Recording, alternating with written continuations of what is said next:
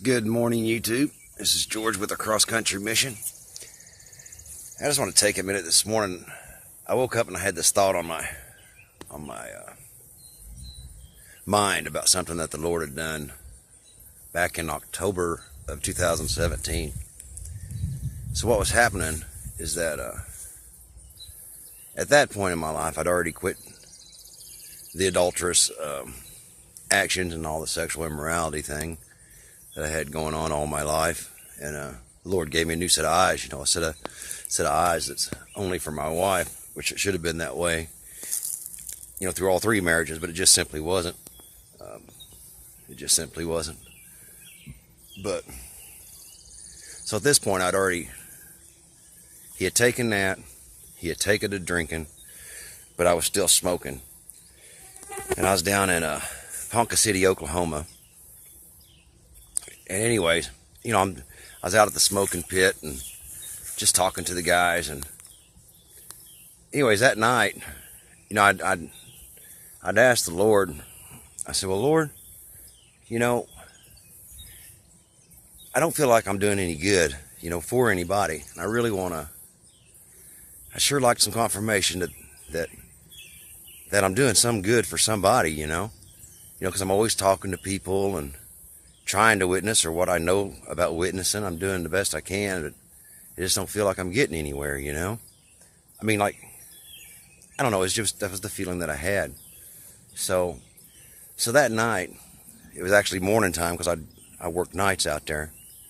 So that morning, I prayed to the Lord. I said, "Well, Lord, if me talking to everybody and just lifting you up all the time, if I'm helping anybody," I says, "I sure would like just some confirmation that I'm helping even maybe one person, Lord, just one." And it's funny, because it's an amazing story. It's just proof that God hears His children.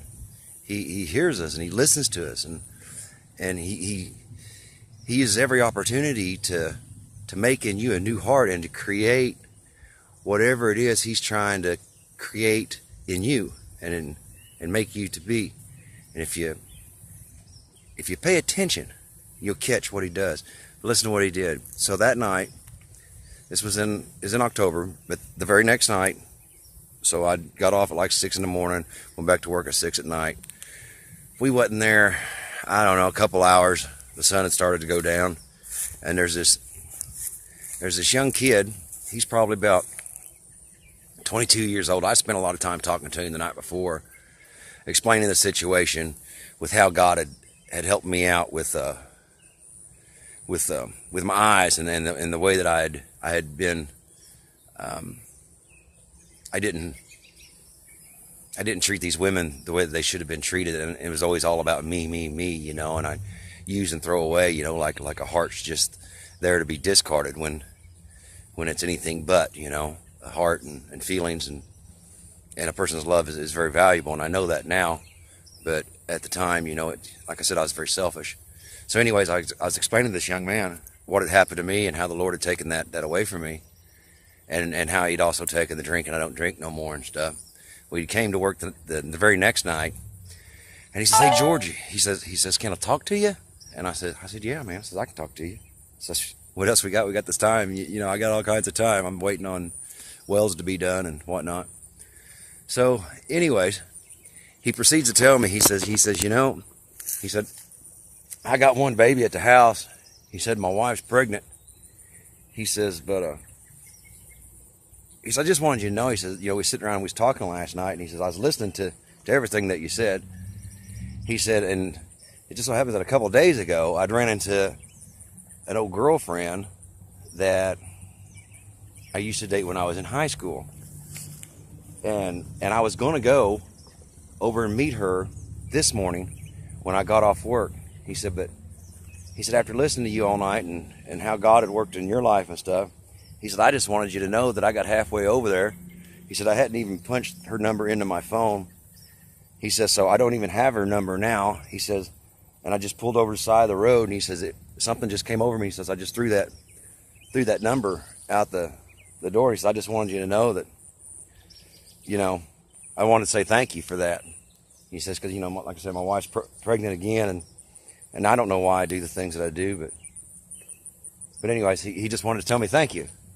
And I thought, well, I said, no, thank you. Thank you. And then I told him what had happened to me and how I'd prayed for confirmation that what I was doing was working, or that what I was doing is having an effect on people, And from that point on, I always notice whenever I'm talking, I just pray to the Lord that I'm bold in what I say. And, I'm never timid.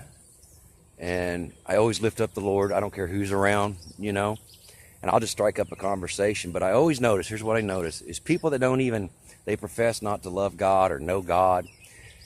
They may be 10 feet away in a total another conversation. But if you're sitting here talking about Jesus with, say, myself and a guy named John, I'm just throwing a fictitious name, but say we're sitting here talking, and I'm like, yeah, Jesus did that for me too. I remember this time when Jesus did this and this.